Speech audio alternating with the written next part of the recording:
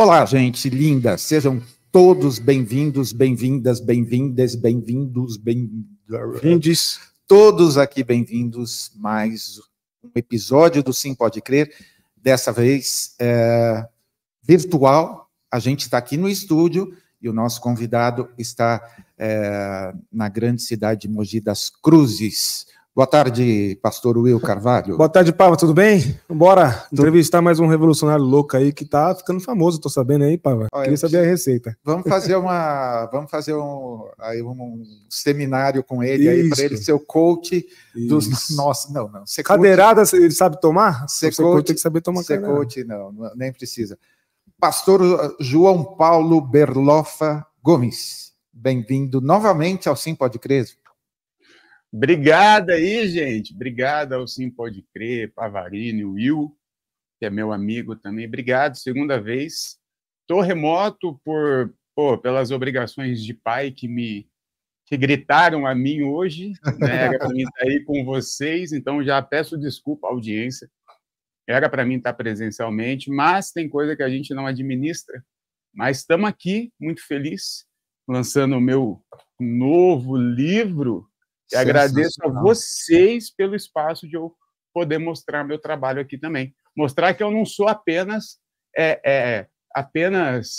caótico. Polêmico. Tem muito conteúdo aqui. Isso aí, tem mesmo. Me conta uma coisa, o que é uma coleção de boné? É isso aí? Um cenário aí? Sim, são quase todos meus bonés, né? Que eu tenho um patrocinador que me manda. Aquele vermelho foi o primeiro que ele me mandou num podcast há 3 anos atrás, e aí nós começamos, hoje eu tenho uns 14. Eita, tá bonito o negócio. Então vamos lá. Recentemente, Berloffa, você passou pelo Salam Aleikum, o primeiro podcast islâmico do Brasil, e no Chevy Talks, do Patrick Maia, e não foi para o ar ainda, né, o episódio. E está de volta aqui com a gente. Como que tem sido essa peregrinação por vários podcasts famosos, e daí você aparece de novo num menos famoso como o nosso? Vocês estão famosos aí, pô, que isso, uma galera gospel aí, sobretudo, uma galera que está buscando ouvir algo além do padrão. Tenho ouvido vocês, sim, e realmente eu gravei ontem o Chevy Talks com o Patrick, que não por ser um podcast grande e famoso em algum recorte, mas porque eu sou muito fã do Patrick, eu sou muito fã de comédia stand-up no Brasil, e eu sou fã do Chevy Talks, então eu gravei e me deu muita alegria. De verdade, estive no Salam Aleikum por 2 vezes, né? Inclusive essa segunda vez que eu gravei também não foi pro ar, até onde eu sei, mas foi muito bom as 2 vezes. Acabei de fazer a viagem para Belo Horizonte, antes estive no Rio, aí antes estive em Brasília e antes em Goiânia, e realmente tem sido 2 meses aí puxado, e tudo isso sem parar absolutamente nada do que eu já fazia, né? Sendo pai, casado, pastor, produzindo conteúdo para a internet, e às vezes alguém ainda reclama, pô, faz 15 dias que você não posta nada no YouTube. Pô, você leu meu livro já? Você nem leu meu livro e tá com o YouTube. Então, assim, tem uma correria, mas muito, muito, muito grato a Deus, a editora Vozes, que proporcionou isso, e pessoas assim como vocês, que convidam e fazem a gente correr. Não, vai ser lindo, que nós vamos conversar bastante. A hora que eu vi que era de um selo da Vozes, eu já falei, o cara tá chique mesmo. Nós vamos conversar bastante sobre o livro. Mas antes, vamos falar de um assunto que ninguém está lembrando de falar esses dias, que é sobre política. Eu fui procurar na gloriosa Mogi das Cruzes e tem aí uma candidata do PL que está em primeiro lugar. É isso mesmo? O bolsonarismo ainda vive em Mogi das Cruzes? O bolsonarismo não é que ainda vive em Mogi das Cruzes. Mogi das Cruzes, ela é bolsonarista, ela é conservadora. O Bolsonaro teve mais de 70% de votos aqui na cidade, né? Caramba! É uma cidade muito antiga, é uma cidade mais antiga que São Paulo, é uma cidade que, na nossa entrada, na nossa bandeira e no nosso hino, nós temos um louvor aos bandeirantes, né? Nossa bandeira tem um bandeirante ainda com as flechas aqui enfincadas nele, como se ele tivesse derrotado absolutamente aquelas tribos selvagens, né? escravizando e estuprando, enfim, é uma cidade conservadora pra caramba. Então, nós temos aqui hoje o Valverde, que é do PT, que a gente está lutando muito para botar ele no segundo turno, ou com a candidata, ela não é do PL, não. Se eu não me engano, ela é do PMDB. Agora me deu um branco. E o candidato que é fechado com o PL é o atual prefeito, o Caio Cunha, que é do Podemos, que fica ali transitando entre primeiro e segundo nas pesquisas também. Esse é o que pediu perdão num evento lá na Câmara, porque tinha um cara lá, fez um discurso ótimo sobre, falando do hino da cidade, das coisas lá. Não sei se você assistiu isso daí, mas curti pra caramba o discurso dele. Teve um doido lá levantar a bandeira da Palestina, deu uma confusão. Foi esse mesmo, o prefeito, só que ele pediu perdão e saiu fora, ele não ficou para ouvir a minha resposta. Mas o vídeo viralizou na cidade, eu tenho certeza que você ouviu, Caio. Te amo. Te amo. Essas declarações de amor estão ótimas aqui. Mas eu vi um post seu com uma candidata, Inês Paz, é isso? Oh, sim. Inclusive, obrigado por dar o espaço aqui de eu falar da minha candidata aqui. Sim, total. É minha amiga, né? Não estou fazendo politicagem, é uma amiga. Eu já conheço a Inês há bastante tempo, né? Qualquer mogiano conhece a Inês.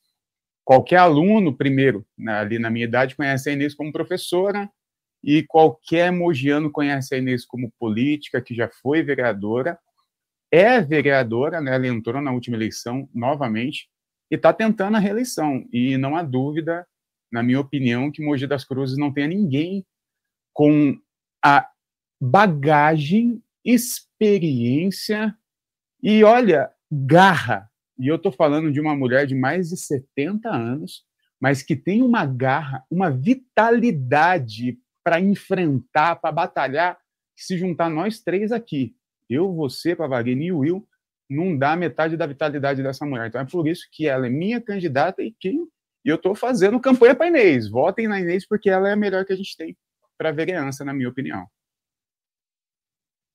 Obrigado do espaço aqui de falar dela, inclusive. Beijo, Inês. Você sabe a força que você tem, viu? Que legal. Ó, Inês é melhor que nós três. Já gostei, dá um jingle. Inês é melhor que nós três. Não, a tiazinha é doida, mano. Ela acorda todo dia, 5 horas da manhã, e vai fazer caminhada, e tome-lhe 8 horas. Ela não perde uma assembleia. Todo dia ela tá lá, meu amigo. Todo dia ela tá em porta de fábrica, 4 horas da manhã, panfleta. É uma loucura. Eu não sei. Eu costumo dizer que a Inês é onipresente. Que legal, que legal. Olha só. No Santo dos Santos a fumaça me esconde. Vou libertar seus filhos do fundamentalismo e da farmácia com informação e natureza. Gratidão quem corre junto, paciente com habeas corpus. Está todo mundo rindo aqui, não sei porque eu peguei isso daí no site do Reinaldo Azevedo. Não foi isso não. Explica esse post para a gente aí, Berloffa. Vocês querem falar disso mesmo? Vai perder seguidor, hein? Não tem problema. Bom, antes de tudo, eu sou paciente canábico, né? Eu tenho TDAH, eu trato ansiedade, trato dor crônica no meu joelho esquerdo, que tem um menisco rompido, e 3 hernias de disco na coluna que me causa dor, né? Há 3 anos atrás, eu tava com uma bengalinha, mano. Quando eu tava com a garagem, o Will deve lembrar a época que eu abri a garagem, a cafeteria, eu rompi o menisco e andava com uma bengalinha, cara, uma coisa terrível.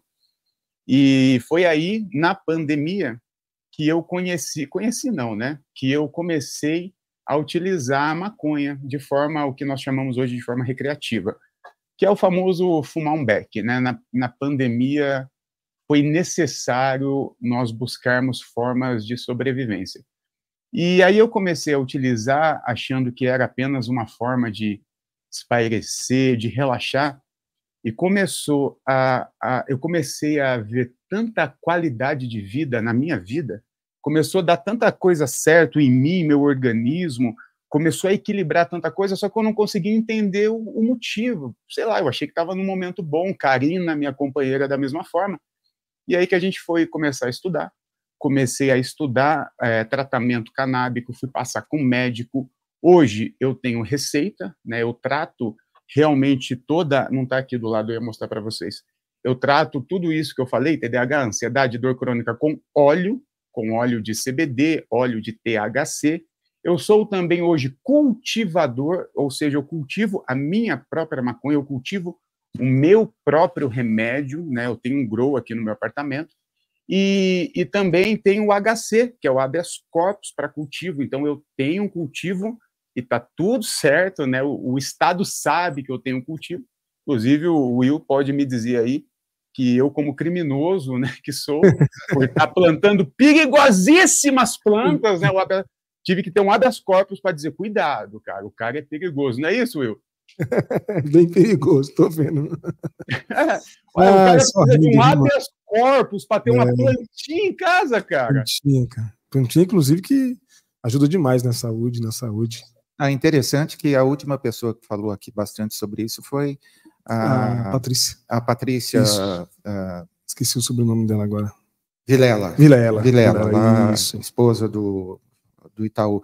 Pô, fico super feliz. Esposa do Itaú, não, esposa do diretor, de um dos proprietários. Eu não quis dizer isso, de um dos sócios. Achei que Itaú era o nome de alguém também, que eu não conhecia. Beloff, aproveita para falar, como todo mundo... Eu só ia mostrar aqui o olhinho que eu tomo, tá? Que é o óleo de CBD, ó. Esse é meu óleo de CBD. Eu conheço gente que toma isso, que precisa importar, e me parece que é meio caro, né? Caro, são... Não é mais caro não, Beloff? Fala pra gente. Não, depende o que a gente falar de caro no Brasil, né? Mas não é mais como nós imaginávamos, que você vai gastar mais de R$1.000, não, tá bom? Primeiro, que eu preciso dizer que você pode ter acesso a óleo bom em associações próximo à sua casa, tá? De forma muito mais rápida, que sem fazer importação. Agora, e tudo legalizado, ou pelo menos dentro de uma desobediência civil organizada. Agora, quem quiser fazer uma importação como essa daqui, se você for comprar para um mês só, realmente fica complicado, porque você paga a taxa da importação. Se você for comprar, por exemplo, se eu compro esse remédio aqui, de 60 ml, que daria para mim por 6 meses, eu pagaria no mês do meu tratamento menos de R$200, com a importação. E aí não é tão caro assim, né? A galera acha que é R$1.000 por mês, não. Com R$1.000 eu consigo R$1.200, que eu consigo importar um óleo que me dê para 6 meses. Tem gente que gasta mais do que isso com tarja preta, mano. Sensacional. Eu ia fazer essa comparação, mas não vou falar, não vou me entregar.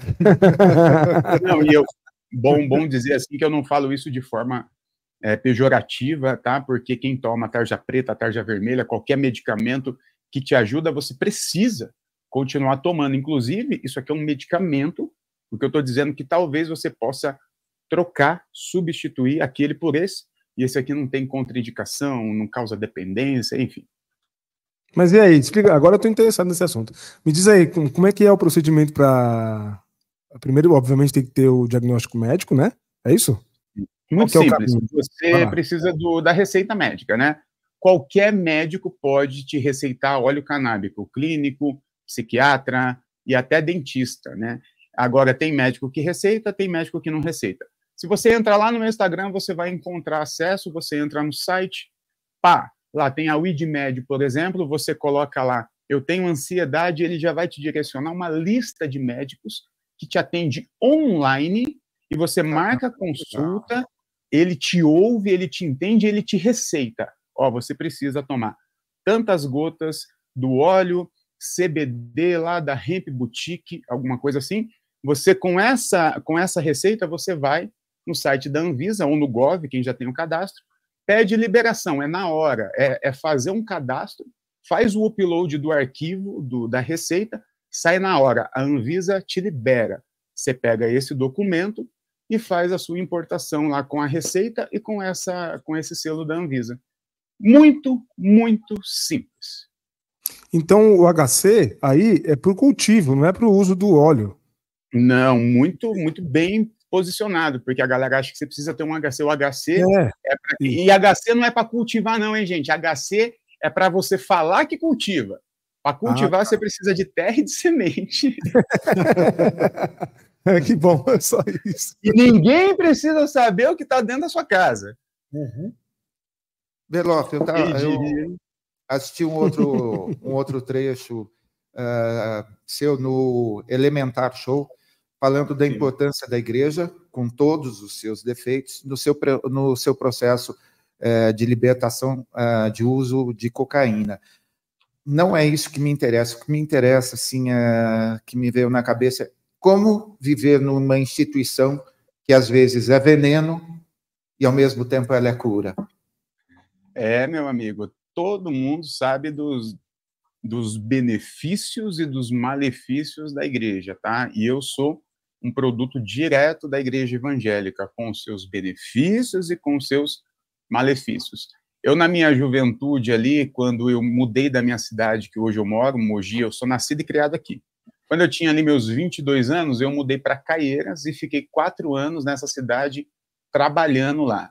Aí você tinha lá um moleque, recém o que a gente chama de desviado, né? Então eu saio desse ambiente religioso que eu fui criado, totalmente moralista, vou morar numa cidade longe dos olhares de todo mundo que me conhecia, ganhando dinheiro, trabalhando, enfim.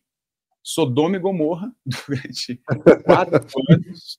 Foi aí que eu conheci a cocaína e me apaixonei pela cocaína durante 4 anos. Eu não posso dizer que eu fui um dependente, porque o dependente, ele de fato depende daquilo para sobreviver diariamente, né? Mas eu fui um viciado, né, a ponto de usar semanalmente, às vezes diariamente, entrar em ciclos de dia e após dia. E o que me ajudou? O que me ajudou a largar isso? Foi o efeito igreja. E aí a gente precisa entender talvez as camadas disso, né? A igreja te coloca várias camadas que vão te ajudar a largar qualquer coisa que você esteja envolvido. Primeiro, vai mudar o seu ciclo de amizade. Aí, meu amigo, já é 80% dos problemas resolvidos. A maioria da galera que usa uma parada, usa por influência, usa porque está na roda, usa desse tipo de coisa. Você tira o cara da roda dos escarnecedores, né? Bota na igreja com um olhar vigilante de pastor, presbítero, diácono o tempo todo, aí você já começa um processo de desintoxicação. E aí tem o fator da fé, tem o fator da vontade da pessoa de querer parar com aquela coisa, e isso tudo vai influenciar.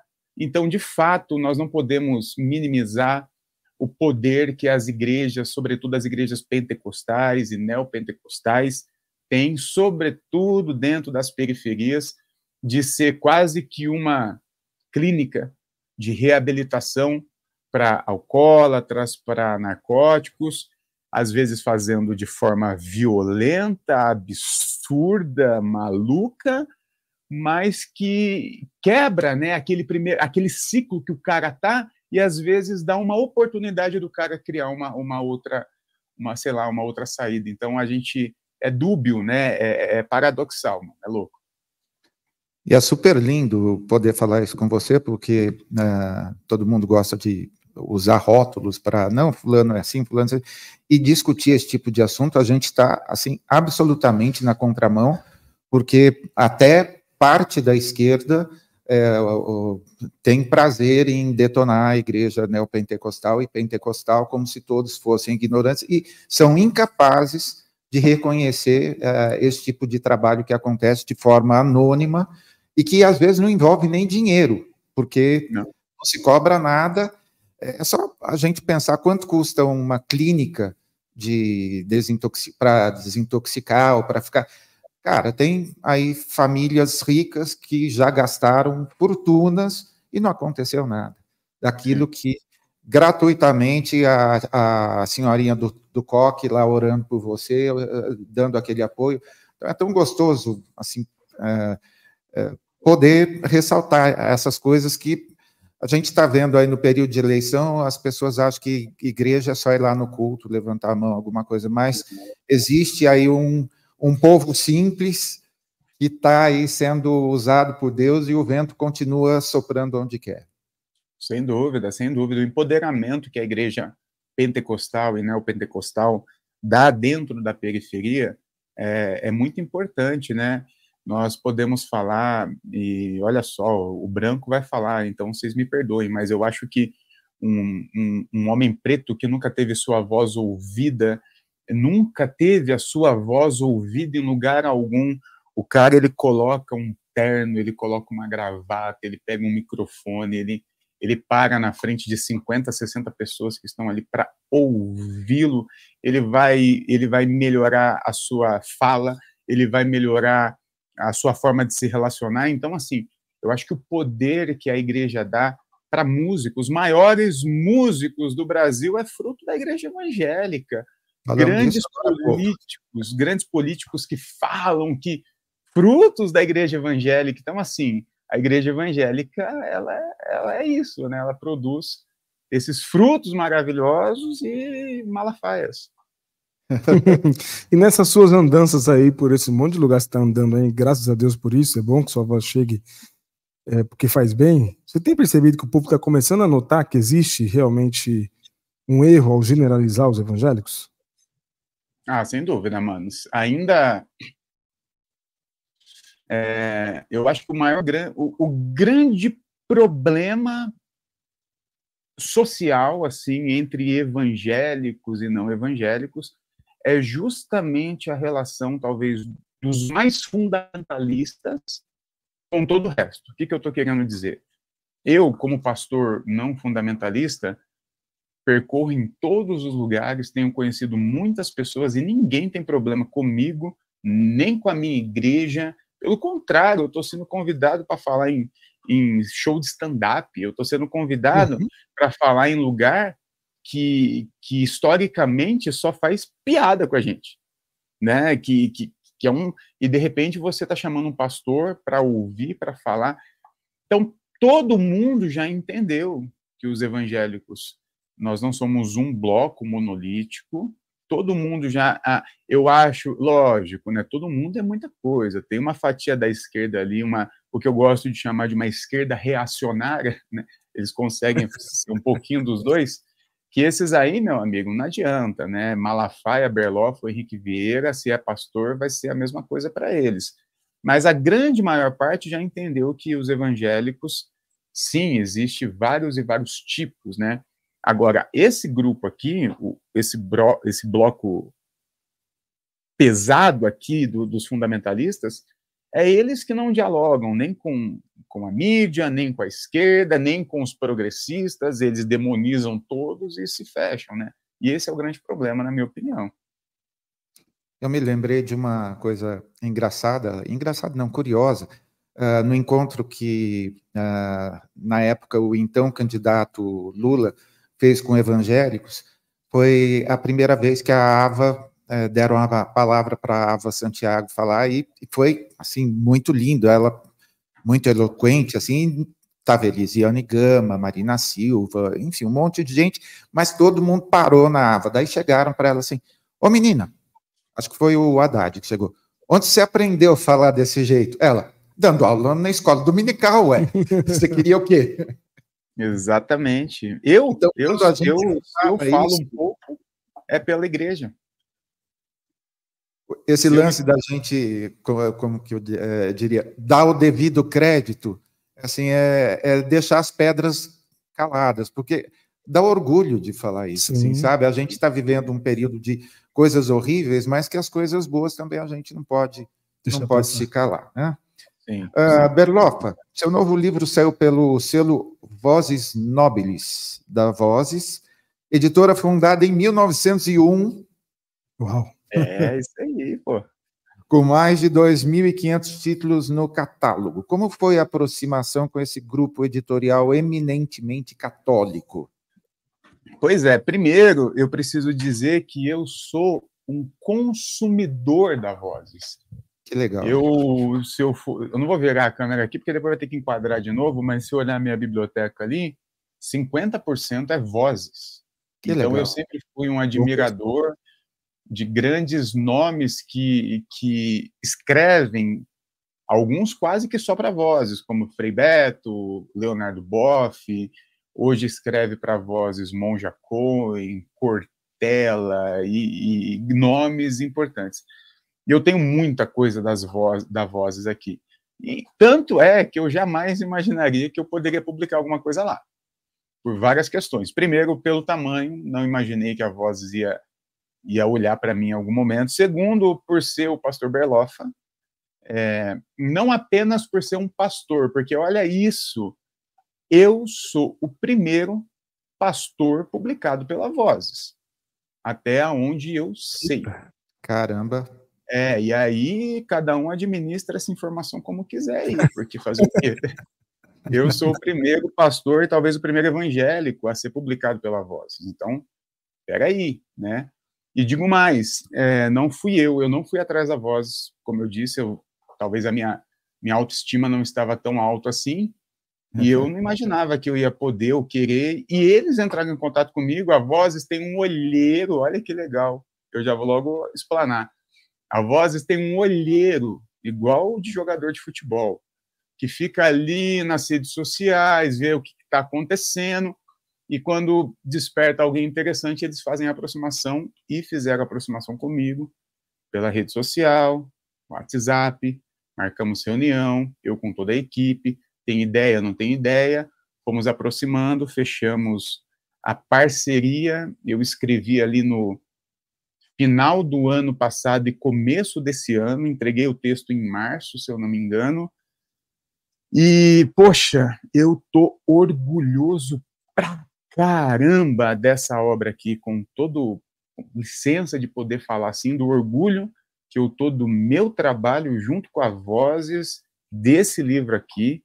Primeiro, pela estética, que ficou maravilhoso, as cores, o cuidado, tem um alto relevo aqui, que só quem compra vai sentir, mas é tudo em alto relevo, é uma coisa bonita de se pegar. Eu não sei você, Pavarini, mas eu estou um pouco cansado de tela, de celular, né? Porque a gente trabalha no celular, assiste no celular, se comunica no celular, vai no médico no celular, faz terapia no celular, tudo no celular. Então, hoje eu estou tendo mais carinho com outras coisas. Então, um livro hoje, para mim, o cheirinho do livro, é muito importante. Então, aqui tem um alto relevo que quem comprar vai ver, que é uma qualidade diferenciada que a Vozes investiu aqui. Tem as cores, tem as referências, Lampião, Cidade de Deus. Tem uma parada da coloração aqui dentro, mas aí eu explico daqui a pouco, que tem a ver com o conteúdo, que eu faço uma transição temporal junto com as cores, enfim. Então, assim, Vozes, primeiro agradeço a essa editora que tem me tratado assim com dignidade, tem me levado em bons hotéis para fazer os lançamentos, tem me tratado assim realmente com uma dignidade, um respeito e um carinho que eu não mereço. Então, Vozes, obrigado aí a minha editora, ó, muito orgulho, viu? Fala um pouquinho para a gente sobre o conteúdo, Berloffa. Qual que é o tema? Gostei muito dessa chamada aí, né? Até onde você está disposto a ir? Está disposto a ir. Fala um pouquinho sobre. Muito bom. Aliás, peraí, eu estou pedindo para você apresentar, porque a gente vai fazer mais do que mostrar o seu livro. Nós vamos cadastrá-lo na nossa lojinha da Amazon e a gente vai sortear para alguns dos nossos membros aí que patrocinam o canal, e a gente vai divulgar o link também para as pessoas comprarem o livro. Pô, maravilha. Eu consigo mandar depois para vocês aí, pelo menos um. Queremos. Hoje eu ia levar um, que é o que eu tenho aqui, né? Mas eu consigo depois, pelo menos, pedir para a editora deixar uns 2 com vocês aí. Pô. Excelente. Maravilha. Gente, olha só, esse livro aqui, primeiro, ele pode ser colocado numa estante de teologia, porque ele fala sobre a vida de Jesus. Não tem nenhuma diferença. Então, quem conhece a vida de Jesus, quem conhece ali os evangelhos, Mateus, Marcos, Lucas, João, Jesus nasceu, 12 anos no templo, batismo, João Batista, ministério, crucificação, ressurreição, não mudei nada, a história é a mesma, é a história de Jesus. O que eu faço aqui é retirar as camadas teológicas que foram construídas pós-Jesus. Então, com muito estudo histórico de um Jesus histórico, com camadas arqueológicas, antropológicas, a gente vai tentando retirar tudo que foi construído de teologia sobre Jesus. É isso que eu faço aqui. e apresento, então, uma história de Jesus não teológico. Aqui você não vai encontrar um Jesus Deus, um Jesus que faz mágica, um Jesus que nasceu para salvar uma humanidade de pecados morais. Isso você não encontra aqui, não. Por isso que o nome é Jesus e João contra Herodes, até onde você está disposto a ir, porque essa é a história de um cara, de um camponês, que teve a vida toda marcada violentamente por um Estado autoritário, o Império Romano, por uma religião completamente maligna, que era aquela religião opressora do templo judaico. Jesus sofreu a vida toda com isso, desde criança teve que fugir desse tal Herodes, sem saber por quê, desde bebê tentaram matar Jesus, esse tal Herodes tentou matar Jesus desde bebê, e com 30 anos, de repente, Jesus herda um ministério ali, uma luta, uma caminhada do primo dele, João Batista, que estava ali batizando nas águas públicas do Rio Jordão, e essa é o começo da trama, porque cada pessoa que João batiza numa água pública é um pecador a menos indo pagar sacrifício no templo judaico. O que João está fazendo não é uma questão religiosa. João está fazendo uma ação política, democratizando a salvação. E isso Anás, Caifás e o outro Herodes, porque a história aqui ela começa com o Herodes pai, e termina com outro Herodes, o Herodes filho. E aí, na época de Jesus adulto, é o outro Herodes. Então, Anás, Caifás, Herodes, que começam a perder muito dinheiro e poder por causa dessa ação, vai lá e manda degolar João Batista, igual fizeram com os cangaceiros, Lampião, Maria Bonita, faz aquela exposição sádica, e assim começa essa história de Jesus, um camponês, herdando a luta do seu primo, que foi executado de forma sádica, com uma certa sede de vingança, porque Jesus, na minha opinião, enquanto homem, ao ver o seu primo executado, deve ter sentido uma ira, como nós, seres humanos, sentimos e queremos nos vingar, e depois canalizou isso para uma luta que perpetua até hoje, que é a igreja. Então essa é basicamente a história que eu conto aqui. Não tem Deus, não tem Jesus Deus, semideus, tem um Jesus homem. Lindo demais. Lindo. E já vou aproveitar para falar para a câmera. Você vai clicar aqui no link embaixo, vai cair na nossa lojinha da Amazon para comprar o livro do pastor Berloff. Aliás, Berloff, uma das coisas mais lindas aqui, a hora que você estava falando, eu fiquei pensando, eu conheço, assim, algumas centenas de pastores que pagaram para poder lançar seus livros. A gente, infelizmente, tem, assim, quase que uma indústria o cara paga, além de escrever, ele ainda precisa pagar para poder publicar o livro, e daí ele mesmo tem que vender o livro. Então, e assim, você recebeu um convite de uma das editoras aí mais longevas e mais respeitadas aí no segmento religioso, cara, isso é uma prova, assim, de que... uma prova não, uma ilustração de que Deus continua usando as coisas loucas desse mundo para confundir as sábias. Isso num selo que ainda, de alguma forma, preconiza que a sua voz é nobre. Então, isso é uma lição tão grande para quem está nos assistindo, que de alguma forma, hoje a gente falou, entrevistando Daniel Gontijo, falamos muito de contestação, de questionamento. Então, você que é adolescente, você que é jovem e que está apanhando por questionar, especialmente dentro da igreja, então, só esse pouquinho que a gente conversou hoje aqui já foi assim uma pregação através de algo que Deus está fazendo na sua vida, e a gente fica muito feliz.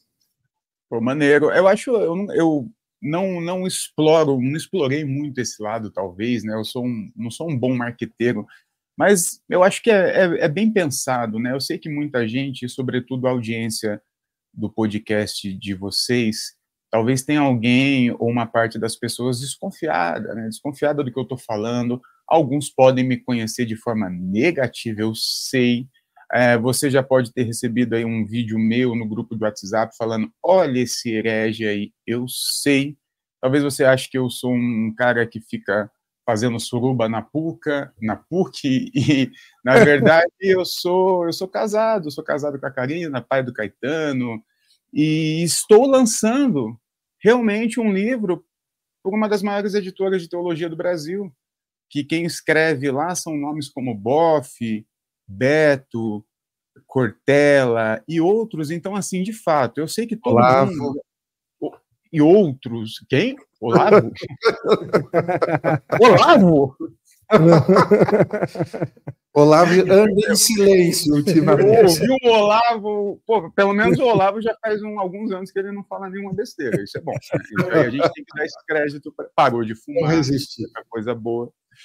Mas eu estou lançando, e assim, eu sei que o seu pastor talvez já falou que eu sou um herege, mas será que uma das maiores editoras, ou a maior, talvez, editora de teologia mais respeitada do Brasil, lançaria um conteúdo sem base histórica, sem base arqueológica? A editora Vozes colocaria uma centena de história, de anos de história na minha mão, assim, jogaria tudo na mão de um herege? Então, antes de você ficar ouvindo, vai lá e consome, vai lá e lê, vai lá e se permita, e seja livre, como Jesus, o seu Deus, ordenou você ser, né? Seja livre. Dá uma folhadinha, assim, porque, cara, eu achei lindo, aí tem algumas coisas. Você falou das cores, fala rapidinho isso. Das cores para nós, por favor. Deixa eu tirar um pouco da luz para ver se quebra menos. A parada aqui é a seguinte, antes, deixa eu contar aqui, eu não sei quem já assistiu aquela série da Amazon, aquela This Is Us, que conta a história da família que tem... São 3 filhos, o casal, o Randall, pô, uma série assim incrível. Eu assisti por 2 vezes e abriu muito a minha mente, minha relação de pai, enfim, uma série muito importante para mim.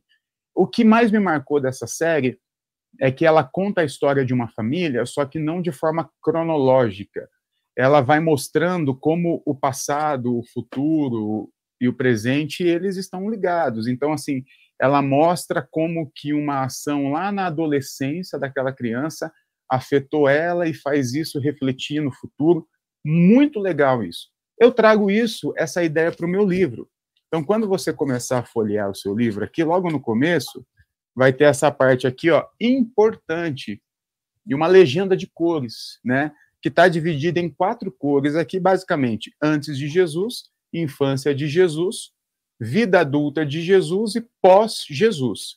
Então, conforme você vai lendo a sua história, de repente entra uma legenda de cor com um lugar e uma data. Aqui, por exemplo, Cafarnaum, um dia antes. Então, aqui eu estava contando alguma coisa atrás aqui, que eu estava em Cafarnaum em alguma data, ó. Gadara, 27 depois de Cristo. Então, conforme você vai andando, você vai transitando no tempo. Sabe quando você está assistindo um filme e de repente aparece uma cena assim, Nova York, 1978? Essa é a ideia, para a gente entender como ações ali da vida de Jesus, como fala de Jesus, bases daquilo no Antigo Testamento. Então, a gente vai transitando o tempo todo, tá? É um livro delicioso, delicioso de ler. Então, esse lance da coloração é isso que eu queria explicar para vocês. É uma espécie de legenda. Nossa, muito legal, muito legal. Didático ao extremo, homem. Não, né? Sensacional. Eu sou um cara didático, assim, eu gosto da didática. Sim. A gente viaja aqui para 1949, eu falo do descobrimento dos manuscritos de Qumran, que aconteceu em 1949, né, que tem trechos da nossa Bíblia mais antigo que o Evangelho Q e o Evangelho de Marcos, e quase ninguém fala disso. Ministério de Qumran, a comunidade de Qumran, provavelmente, ou pelo menos aqui na minha narrativa, é aonde João Batista morava. Então, olha que loucura, talvez a gente tenha manuscritos escritos por monges do mesmo lugar onde João Batista morou. Então, são coisas interessantes que a história não explora, não está escrito na Bíblia, e a gente está deixando passar. E eu trago bastante curiosidades dessa aqui, tá? Boa, ó, nós estamos fazendo essa transmissão aqui, nesse momento, exclusivamente para membros apoiadores aqui do canal. A gente agradece o patrocínio e o apoio de vocês, e como o Pablo já disse, depois vamos sortear para os membros, por isso torne-se membro e apoia a gente, tem benefício por aqui. E o Terção, que é um membro das antigas da gente aqui, parceiraço nosso lá de Brasília, falou o seguinte: parabéns, Pastor Berloffa. Tema absurdamente necessário em um momento em que os profetas amam bajular os Herodes. E aqui coloco Deus parabéns para nós também. Um abraço, Tércio. É isso. É isso. Berloffa, super obrigado aí pelo tempo que você separou para conversar com a gente. E esperamos estar juntos de novo. Esperamos estar juntos para poder te dar um abraço, mas muitíssimo obrigado por compartilhar mais um pouquinho de episódios, enfim, da sua vida, e a gente publicamente aí agradece a Deus por esse presente que ele deu para você, e sobretudo um presente para todo mundo que curte ler bons livros. Está aí Jesus e João contra Herodes. Como nós somos o time da resistência, então a gente está aqui também engordando o time. Não, engordando não, né, Will? Engordando nada, né, Will? Não posso também não mais. Pode engordar mais nada, né? Estou no meu limite. E outra coisa, agradecer você por sempre estar à disposição da gente. Você ia hoje fazer uma logística louca para estar aqui com a gente. Não poderia estar, mas estaria, só por causa de um evento. Hoje de manhã mandou mensagem: Will, infelizmente não vou poder. Eu falei, mas nós vamos dar um jeito, então gratidão. E não somente isso, mas por sempre recomendar o nosso trabalho, por sempre indicar. A gente chega algumas pessoas aqui que falam, seguem, que viram alguma coisa, alguma referência sua. A comunidade também, te mandar um abraço particularmente público, como pastor da CCZL, por todo o apoio, indicação, carinho que você tem. Não sei se você está se sentindo meio solitário em Mogi, eu sei que às vezes deve bater assim e tal, porque, né, uma cidade como essa aí, de conservador desse jeito, mas siga firme que a gente está aqui resistindo juntos. E aproveitar a convidar você, que não é ainda um dos 150 mil seguidores do pastor Berloffa no Instagram. E por acaso não for, segui-lo. Se você ainda não segue, aproveita para segui-lo. E aqui embaixo, reforçando, você já compra o livro dele. E a gente fica com o dízimo, né? Olha que bênção. Ó, tá vendo? A gente pega o dízimo. Inclusive era 151, aí eu perdi alguns seguidores esses dias, aí voltou para 150. Eu sou provavelmente uma das pessoas que mais perde seguidores. Eu olhei, eu tenho estatística assim de perder 12 mil seguidores no mês, tá ligado? Uma loucura, é uma loucura. A galera fica muito emocionada. É um pastor diferentão. Aí chega lá e se decepciona e vai. Então, até assim, falando de indicação, eu indico de verdade o podcast de vocês. Indico, o Will sabe o tanto de pessoas que eu indico lá para a CCZL. E eu sempre tento direcionar indicações, porque a gente também não é inocente, a gente sabe como as pessoas pensam, a gente conhece pessoas, nós sabemos que os nossos públicos têm nichos, né? E sim, tem uma galera do meu público que ouve vocês e vice-versa, mas tem uns outros extremos aí que às vezes não gostam de se conversarem muito. Mas eu aprecio demais trabalhos que são feitos com seriedade, caráter, que não explora a fé, que trabalha o nome de Jesus com seriedade, atualizado, denunciando quem tem que denunciar, e vocês fazem isso, é por isso que eu estou aqui. Vocês sabem que eu não vou em lugar que eu não gosto, que eu não estaria, que eu não recomendaria, né? Então, eu agradeço o convite de verdade, eu queria estar aí presencialmente, e olha que eu estava em São Paulo sexta gravando, aí eu viajei sábado, voltei domingo à noite, ontem fui de manhã gravar, cheguei em casa ontem à noite, e eu ia estar aí hoje se não fosse a questão mesmo do Caetano e das minhas questões de pai. Então, assim, obrigado pelo convite, por esse espaço, é importante para mim estar aqui, saber que minha voz não virou uma voz completamente maluca, né? Nós estamos ainda conectados. Will, você sabe o carinho que eu tenho por você, pelo Daniel, pela CCZL.